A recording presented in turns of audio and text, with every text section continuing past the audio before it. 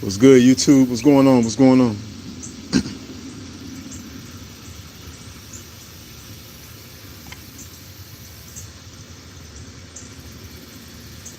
Yeah, much love to everybody. All my subscribers, yeah, much love to all y'all.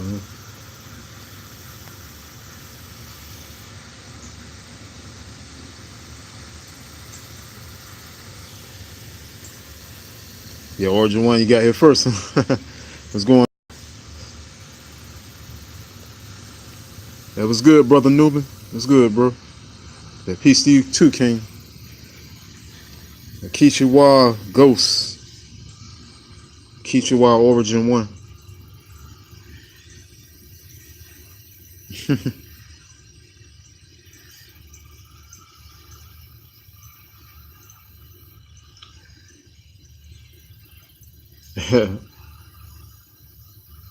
Oh, brother Newman. Oh, you say you on the plantation. Well, I feel you, bro. Yeah, I just got off some maybe about 3 hours ago, something like that. About 2.5 hours. Yeah, something like that. Yeah, I just saw the other day. I was, cleaning up and I stumbled across this book right here. The Jesse Owens story by Gabby Mesger. Yeah, it's a book. I remember my nephew doing an assignment about Jesse Owens for a school project, and I drew Jesse Owens for him on a poster board, and he wrote a story about Jesse Owens. And the other day when I saw this book, I just thought about it. I said, I'm gonna just, what I'm saying, just read the book, do a live stream about the book, because all of the history of our people, every little piece of history is just as important. We need. It's good to know about Malcolm X and Martin Luther King as well. Of course, we've always been told about those two in school, but it's also good to know about people like Jesse Owens, Benjamin Banneker, and Benjamin Banneker is actually the man that designed the structure of Washington D.C. So that whole land of and all the certain buildings that's in Washington D.C. today is because of Benjamin Banneker. And the actual clock, from what I've been told and heard, Big Ben comes from Benjamin Banneker's name. So that's ironic. And it just goes to show the excellence and greatness of our people who are labeled so-called African Americans, which are really the true Americans, indigenous Americans, original people of this earth, original people of America and this planet Earth. And we are great people that are come from the Most High, the divine creator, the Most High, Hawa. Yeah, Brother Newman, you said, yeah, it's probably 7 where you're at, only 4 here. Oh, word, okay, gotcha. Origin One says Redbird Jesse Owens went to Ohio State University here in Columbus. Oh, that's great to know. Oh, that's what's up. Yeah, just get into this book, the Jesse Owens story, Gabby Mesger.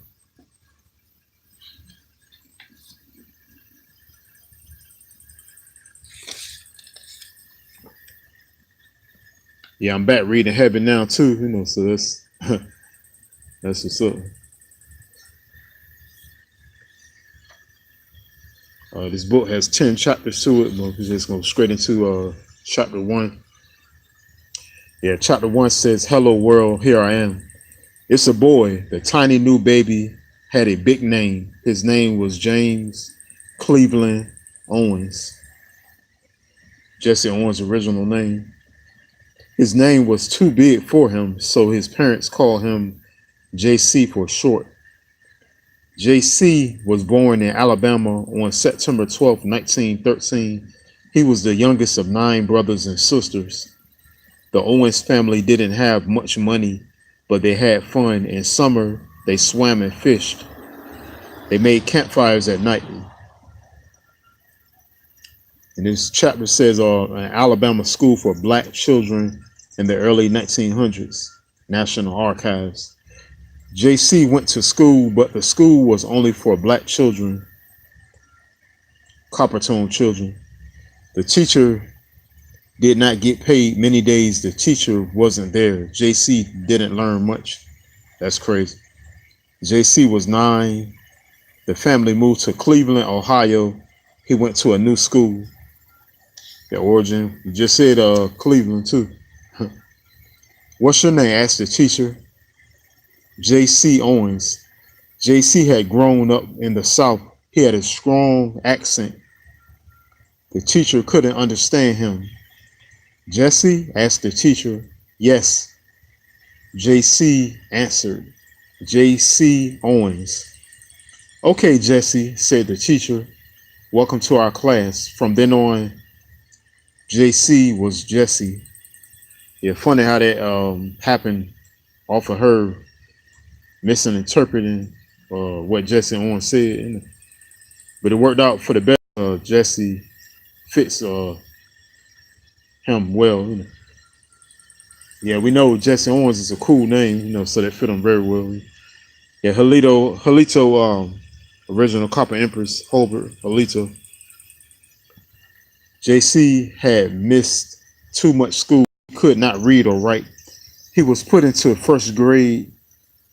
Jesse was older than everyone, but Jesse went to school every day. He learned to read and write. Soon he moved into second grade. He was happy, but he was still the oldest student.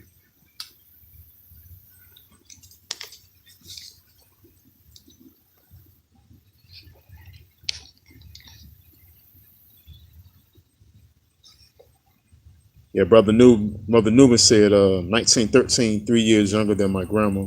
Oh, wow. Halito Lorray 1.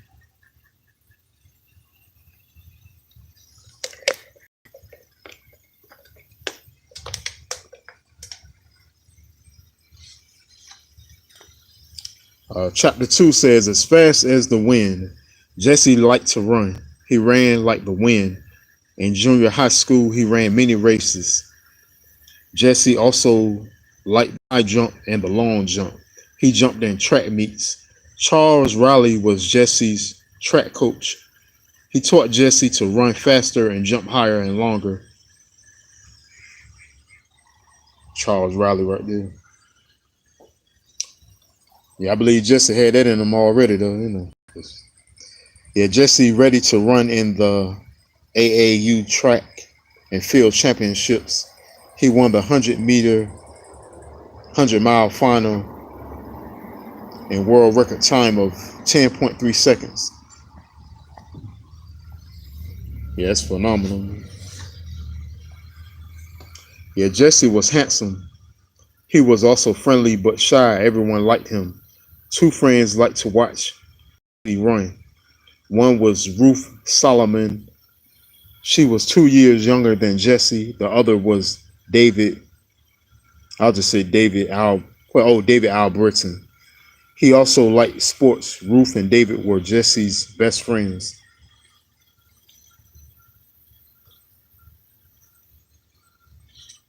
Yeah, Lorray said, neat, I get to go to Indian school. Peace. Word. Yeah, you see how Jesse jumping right there? It says, when Jesse was 15 years old, he jumped 6 feet in the high jump. He jumped almost 23 feet in the long jump. No one his age had ever jumped so high or so far. Jesse set 2 world records. In high school, Jesse ran in 79 races. He won 75 of them. That's amazing. Then Jesse went to a big track meet in Chicago. Only the best runners and jumpers were there. Track stars came from all over the United States. Jesse's team earned 54 points. Jesse earned 30 of them, and he broke another world record. Jesse went home to Cleveland.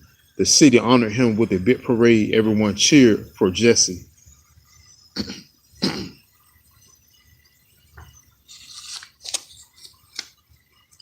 Yeah, chapter 3 says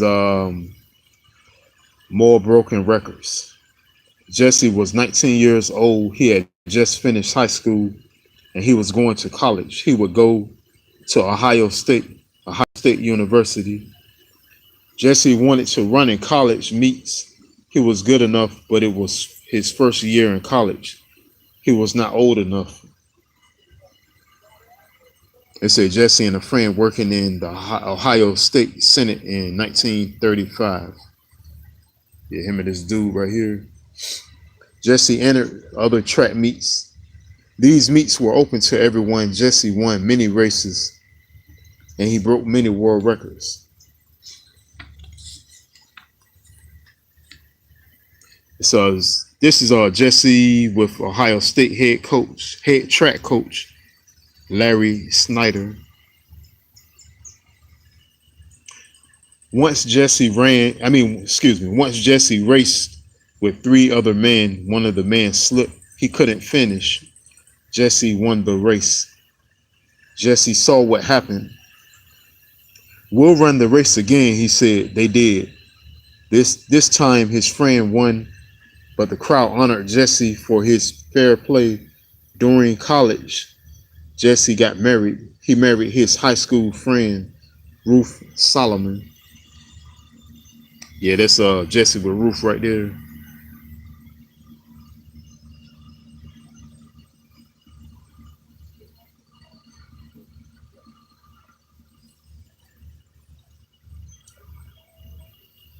Says 1933, Jesse enters Ohio State University. 1934, Jesse sets state and conference record in all events. 1934. Hitler organizes the German army. In 1935, Jesse breaks world records in the long jump, 26 feet, 8 1/4 inches, and the 220-yard sprint, 20.3. Jesse ties world record in the 100-yard dash, 9.4 seconds in 1935. Jesse marries Ruth Solomon in 1935. Chapter 4. Yeah, this chapter is showing the race in Germany. Yeah, I know who that is right there, Hitler. Yeah. Chapter 4, to go or not to go. The 1936 Olympics were in Berlin. Berlin is in Germany. Bad things were happening in Germany. Adolf Hitler was in power. He did not like Jews. He didn't like non-whites either. You know who that is. He made many new laws. These laws were bad for Jews and non-whites. Many people were angry. They didn't like Hitler. They didn't like the way he treated Jews.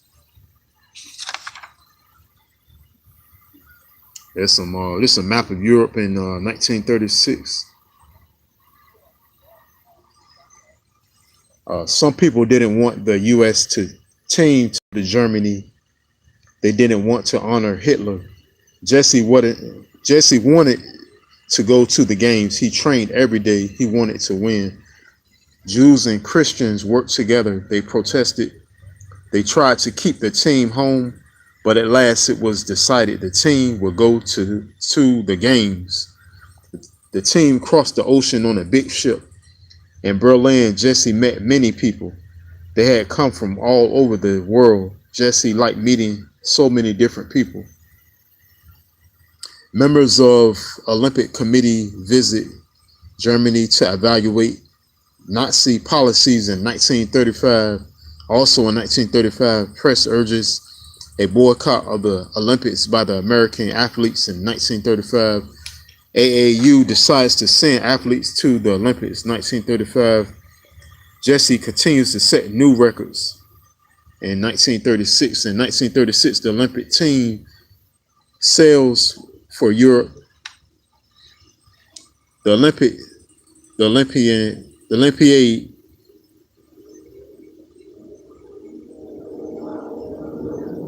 the Olympiad. I believe this is six. I believe opens in Berlin, 1936. Chapter 5: Hitler's Grandest Day.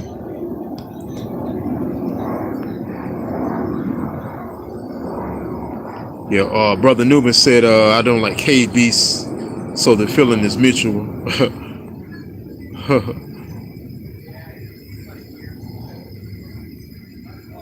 Yeah, Brother Saponi, Kishiwa.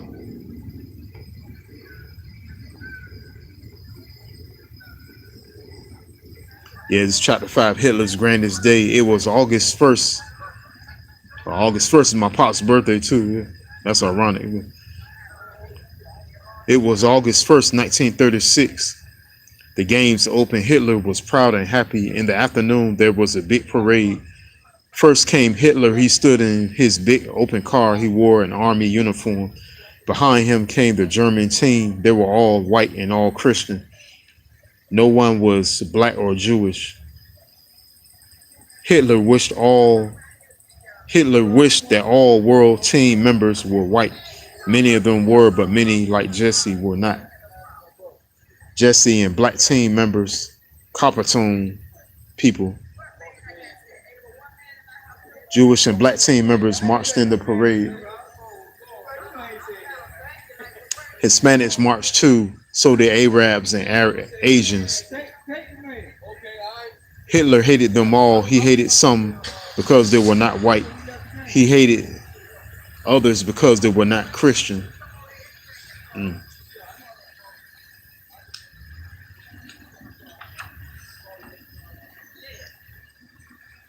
But Hitler wasn't worried. He knew his team would win. They will show the world, he said.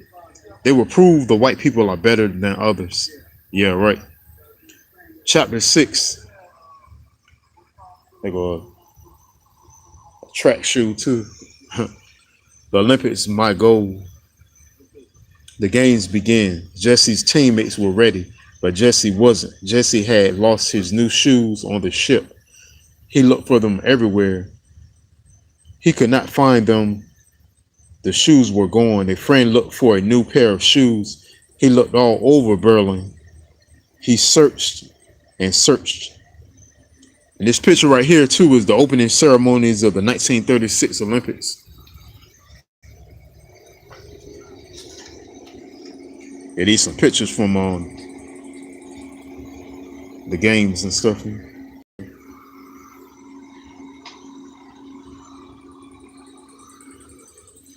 Yeah, Jesse far right and teammates huddle in blankets after running the 100-meter dash at the games. It was Jesse's turn to run. Finally, the friend found a pair of shoes. Jesse put them on. They hurt his feet, but he had no choice. Yeah, Brother Newman says, my royal mother was 2 years later in 38. R.P. Queen. Yeah, much love to her, bro.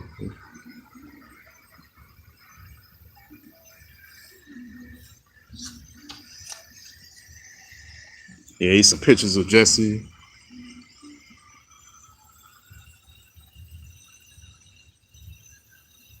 Speed, baby. That's speed.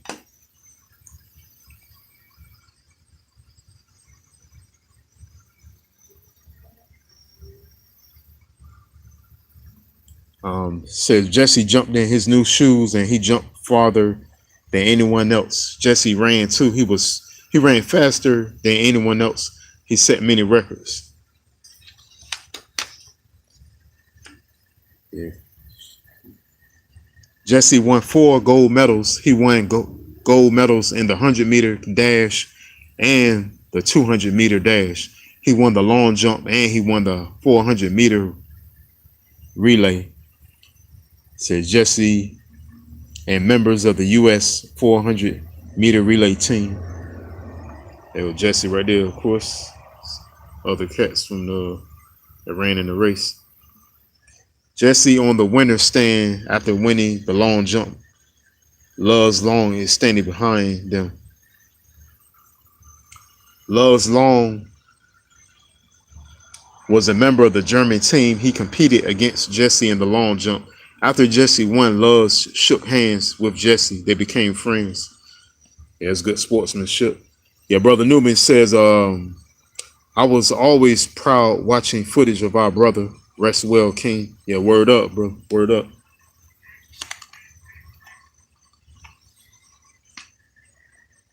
Jesse proudly displaying 3 of his 4 gold medals.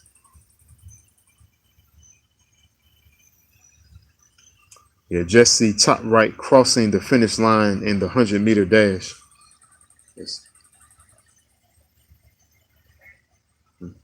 So the band played 4 times for Jesse. The crowd cheered for Jesse Owens. Jesse had proven Hitler wrong. The people were happy and Jesse was proud. Yeah, that's what's up right there. It says Jesse ties the world record in the 100-meter dash, 10.3 seconds, 1936. Jesse sets the Olympic record in the long jump, 26 feet, 5 1/4 inches in 1936. 1936, Jesse sets an Olympic record in the 200-meter, sprint in 20.7 seconds in 1936. Jesse leads 400-mile relay team to a world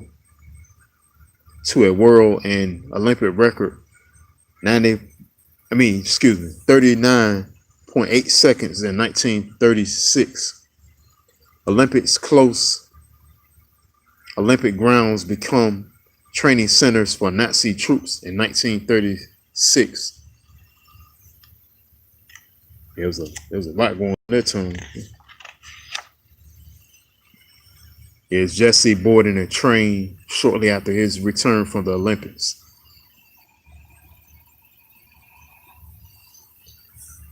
Yeah, chapter 7 after the Olympics said this is a picture of Jesse signing autographs for his fans.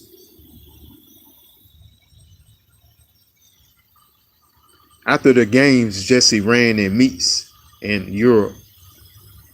Crowds of people were everywhere. Everyone wanted to meet Jesse. They wanted his autograph. Says Jesse and Larry Snyder in a victory parade. Yeah, they chilling. Says, but Jesse was tired and homesick, so he came home early. He lived with his wife Ruth. They had 3 daughters. After coming home, Jesse looked for work. He tried many things. He opened a dry cleaning store. Later, he owned a basketball team and a softball team. Jesse also worked for Ford Motor Company.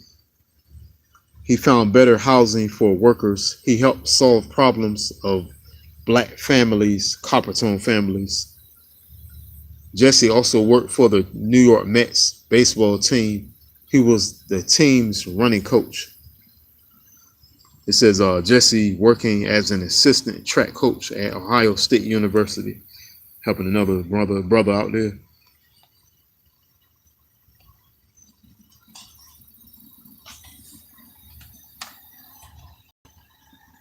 So says Jesse and Ruth with daughter Marlene,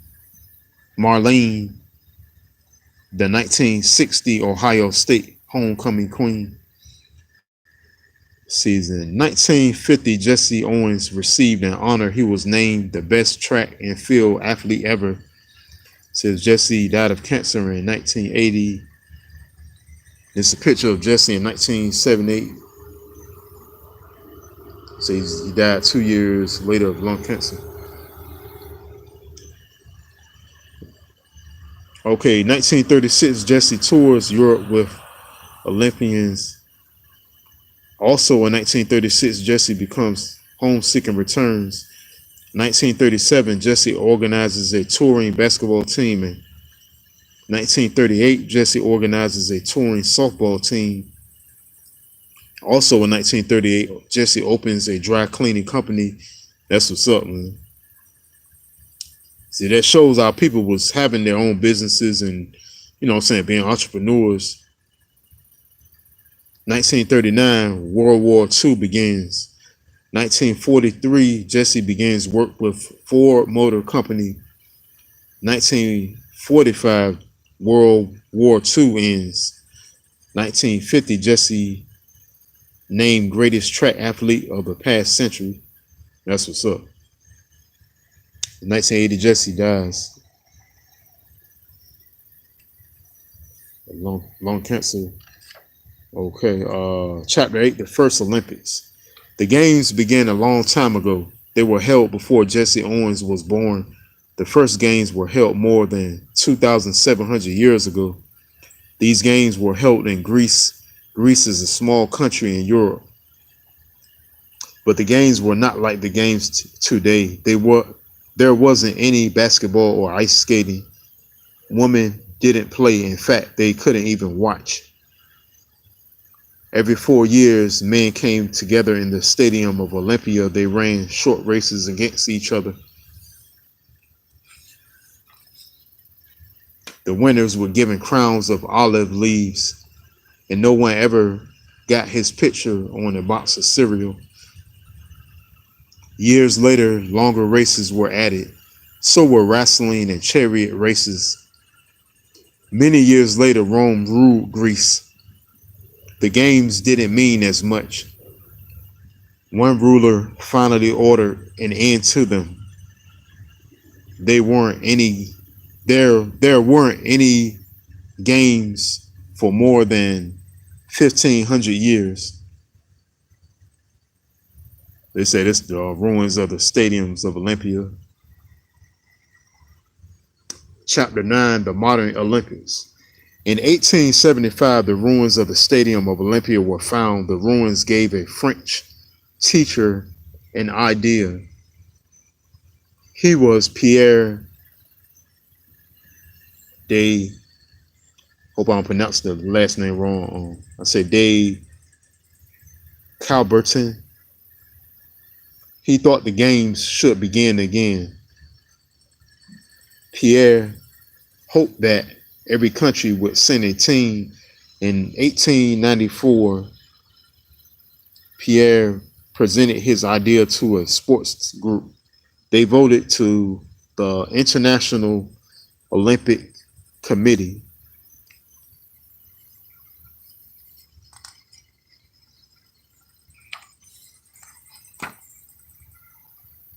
Okay, it says King of Greece presenting awards at first modern Olympics in 1896.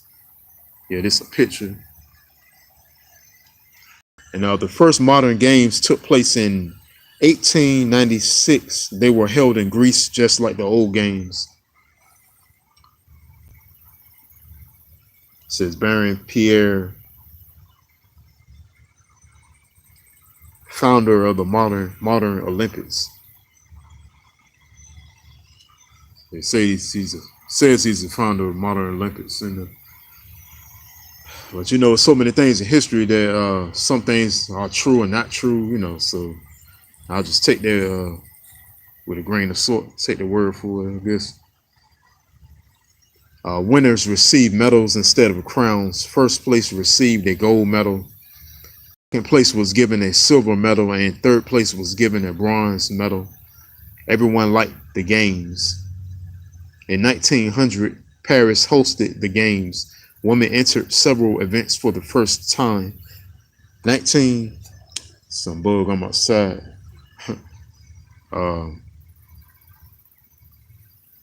1900 U.S. Olympic team.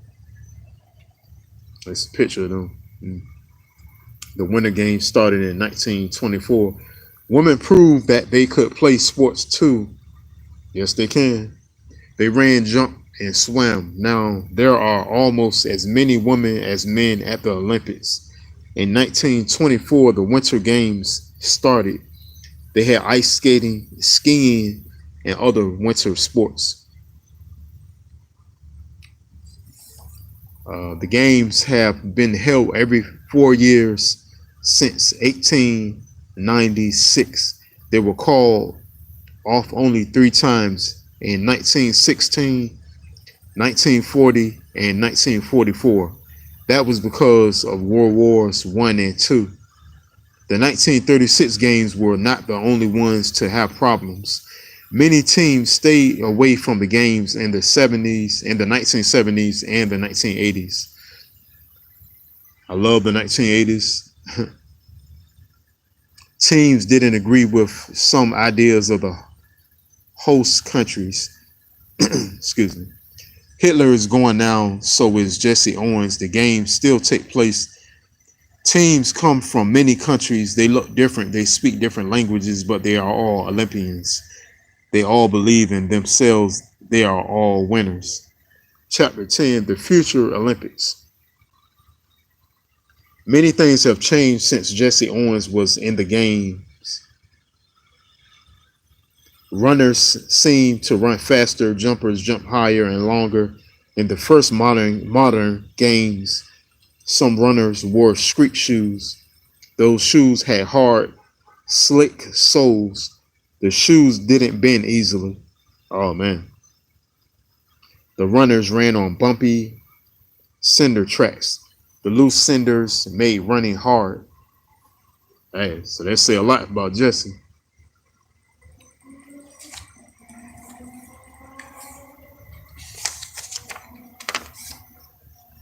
There's some visual pictures of people running. It's a 100-meter dream race. This chart shows 8 famous 100-meter runners from the past 75 years. Yeah, the runners are Charlie Paddock, Jesse Owens, Willie Williams, Armin Hare, Jim Hines, Carl Lewis, Leroy Burrell, Donovan Bailey.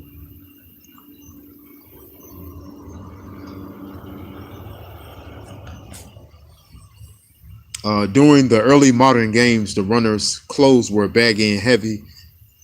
Excuse me. Today, runners have shoes made for them. Shoemakers make a mold of the runner's foot. Then they make a lightweight shoe from the mold. Tracks are often made of rubber. The runner's shoes don't slip. Therefore, the runner can run faster. Yeah, that's what's up there. Clothes are made of lightweight cloth. The clothes hug the runner's body. They don't flap in the wind and slow the runner down. Jesse's trainers had to look at newsreels to see how he ran. They told Jesse what to do or change. Then Jesse would run faster and jump higher. Today, doctors study the body and how it works. They use computers to study how people run and jump. They hope to help runners. Pierre de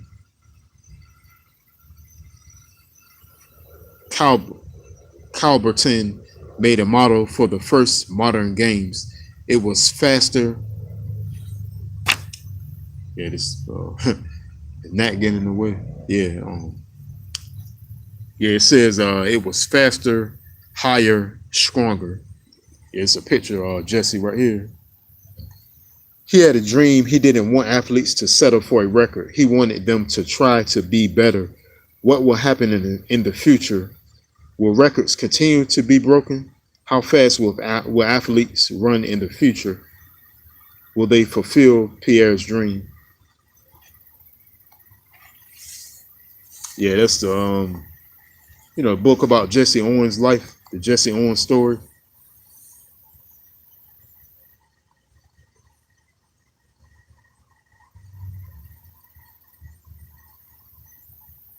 Yeah, so Jesse accomplished a lot, in this Berlin race that he did. Then the winner in that what I'm saying, was symbolic too, because I believe during that time, from what I heard and read, Germany was at odds with America, if I'm not mistaken. So Jesse winning and being that he represented America and beating you know, a German runner that was symbolic of almost like America defeating Germany, basically. You know what I'm saying? So that was a historical event in Jesse's career, and also made a stamp in American history. You know what I mean? So I think that was awesome. Yeah. Her mother of Armand, mother of Armand. Yeah, greetings, greetings. Yeah, much love to you. Yeah, I think this is for this to be a short book, this is a great, covering of Jesse Owens' life. Covered a lot. You know what I'm saying? I think this is really great. And just reading this book alone, you learned a lot about Jesse Owens' life in there. So I think this is what I'm saying, phenomenal. You know what I'm saying, about his life and everything. It's great.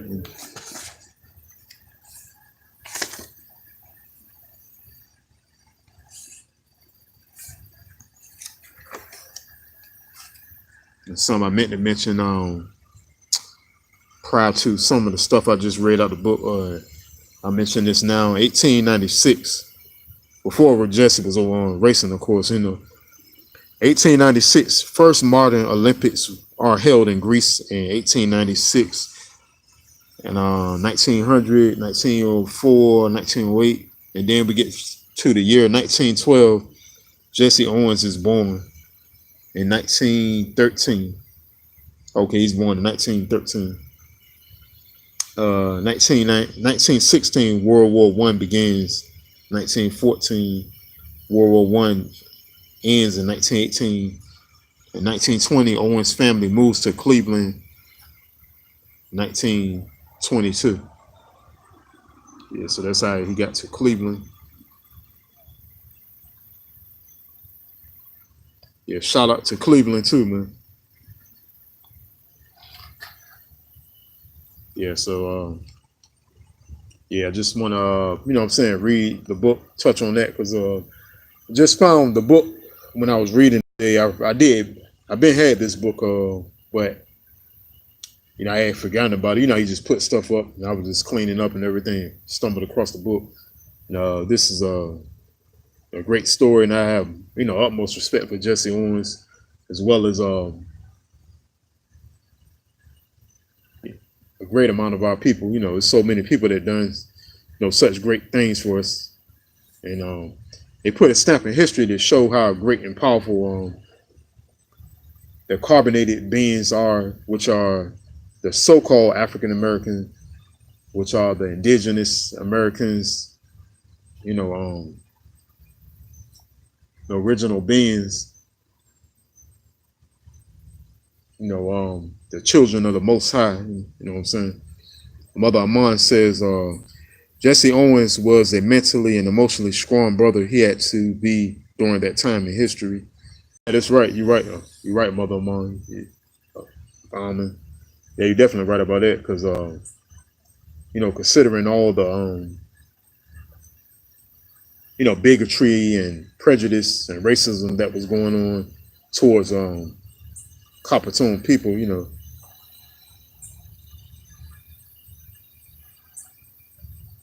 definitely right about that.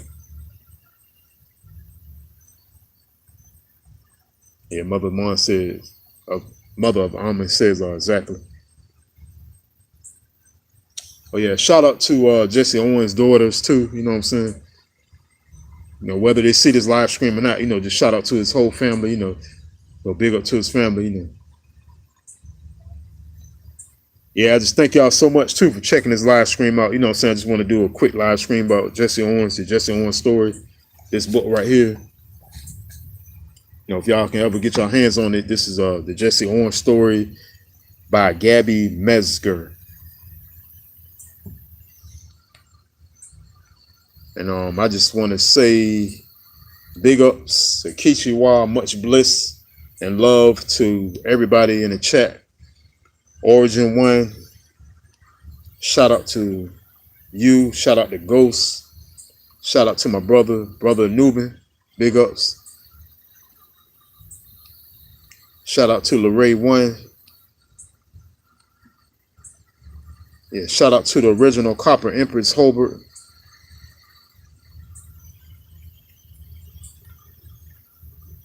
Yeah, shout out to my brother Saponi.